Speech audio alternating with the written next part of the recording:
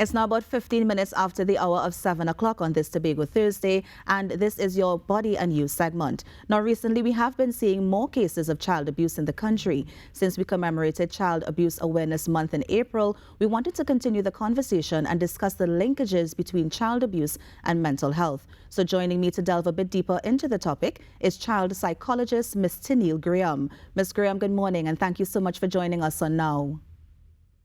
Good morning, everyone. Thank you for having me. Well, I mean, let's start off first with, what are some of the effects of, child abuse? And we can do the spectrum in terms of physical abuse. We can also touch on mental abuse as well.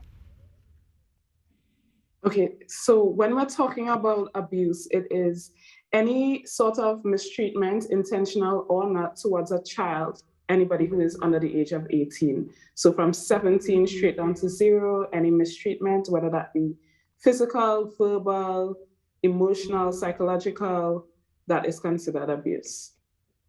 Right.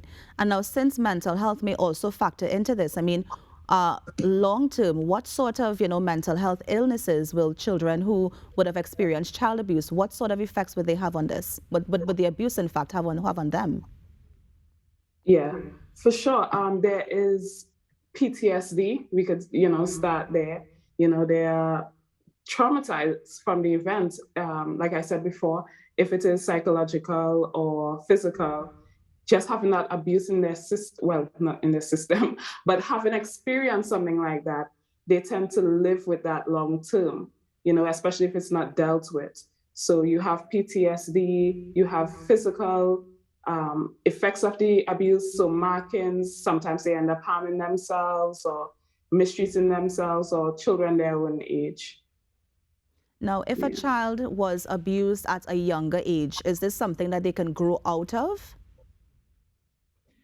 With the right help, yes, definitely. But it's not something that you just grow out of naturally if it's not dealt with. Think about something physical. So if you damage your arm, you're not going to say, well, it'll just fix itself. You're going to find a medical professional who will be able to help you. So it's the same with any kind of psychological trauma that has happened. You'll need to have that help. Now, Ms. Graham, there's a saying that, hurt people hurt people. And, there's also, people who consider abuse the children to also grow up and, continue that cycle. Is this true? Will children who have suffered abuse, tend to grow up and continue that sort of behavior? There is that cycle, yes. It's not a secret. We know persons who have been abused as a child, they tend to become abusive themselves or get into abusive relationships. So it does exist. How to recognize it or stop it there's no research to show that, because it's still kind of, I don't know how to put it, it's still kind of not sustained yet, if you understand what I'm trying to say. Right. So there hasn't been much research to kind of see exactly, how much it is and how they can break the cycle of that happening. Yeah. Right. There's evidence of it because you would see people who abuse their children or abuse their partners or are in abusive relationships. They tend to have an abusive past. But in terms of them recognizing, in terms of there being physical evidence of that, not as yet, no. Ms. Graham, I was wondering if one type of abuse will have a more lasting effect on another type of abuse. Okay, so for example, we don't really consider, verbal abuse, but is it that a child who may have been physically assaulted or, sexually assaulted, will this have more of a lasting effect than someone who suffered another type of abuse? I don't think so. It comes down to the individual. So everybody experiences something different. So who's to say that because you had a different experience from mine, that yours is more traumatic than mine? So it depends on the individual and how impactful that was, and the history is a lot to dive into. So it's not to say that one, physical abuse was more impactful than somebody who had it emotionally or psychologically. There's no way to really measure that. You can, but yeah. Now, Ms. Graham, we all know about buffing in the Caribbean, right? When somebody give you a buff or, Yeah. somebody talk to you rough and that kind of thing. And I feel like there's a thin line between, disciplining somebody and also it crossing over, into verbal abuse. And I was wondering what sort of effect will verbal abuse particularly have on a child's mental health? Well, that ties into self-esteem. So if from a young age you're getting buff, and they're telling you you're not good enough, you won't amount to anything, I feel that you're a dunce, etc., then that will impact your self-esteem, your self-worth, what you believe about yourself. And eventually, self-fulfilling prophecy, you'll believe that and eventually become that. So it's not something to take lightly, just like any other form of abuse. Right. And Ms. Graham, there would be some instances where the child may not be abused, but they are in a home where abuse is the norm. I mean, is this also going to affect them as well, and how, if it is? Well, I still consider that abuse, honestly, because if you're inviting not inviting, if you are exposing, a child into an environment where they are seeing things or experiencing things visually that they shouldn't, then that's an abusive household or abusive environment. So they too can have PTSD. I'm sure, you watch TV and you saw movies or shows or even hear stories of people talking about their parents, daddy beating mommy or mommy beating daddy, and that kind of environment and how harmful it was for them. And sometimes they end up in abusive relationships as well. So just because they have witnessed it doesn't mean that they are free from the trauma of the abuse. Now, Ms. Graham, some children often fall victim to child abuse, but they are reluctant to speak to an adult. So for an adult, I mean, what kind of signs or symptoms can you look out for in children that they might be experiencing, some sort of abuse?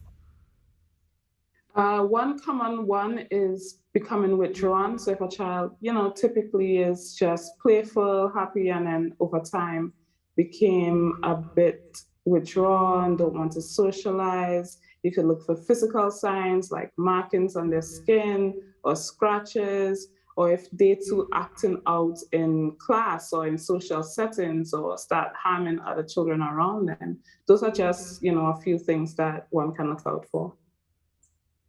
Now, Ms. Graham, in your line of work as a child psychologist, have you ever encountered any children who, may not have been abused, but are saying that adults have been actually, meting out levels of abuse to them?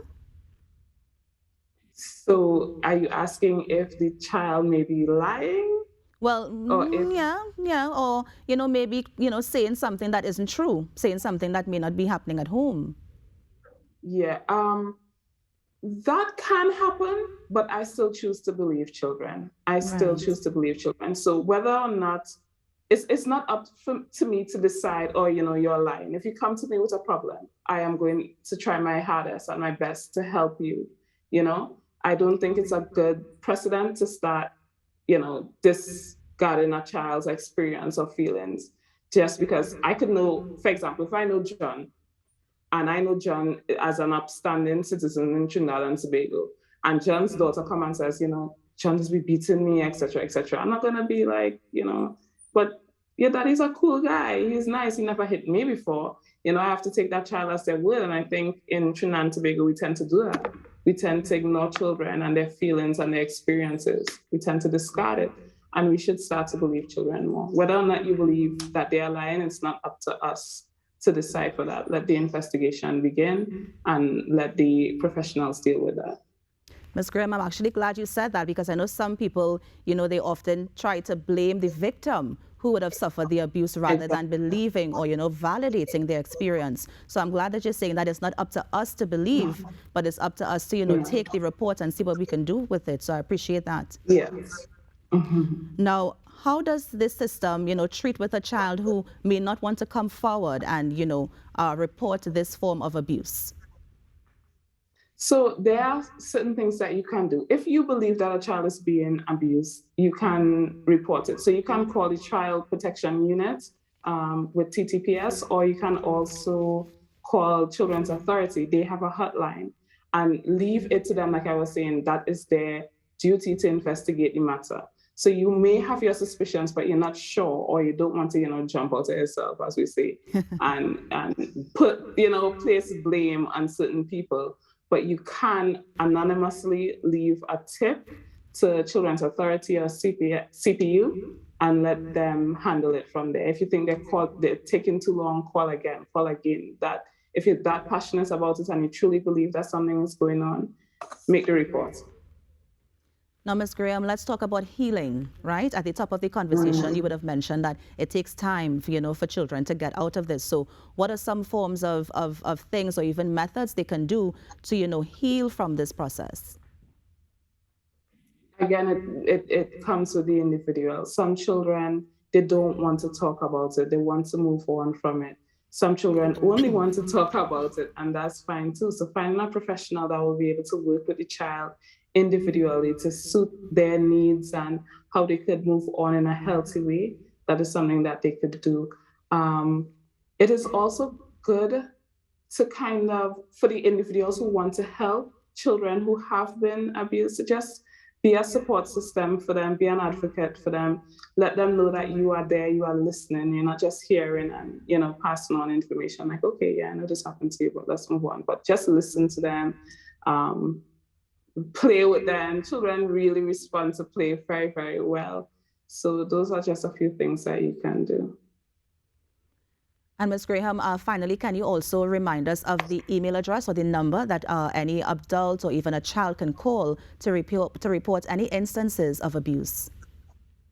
Yes, definitely. You can call Children's Authority hotline at 996 or 800-2014.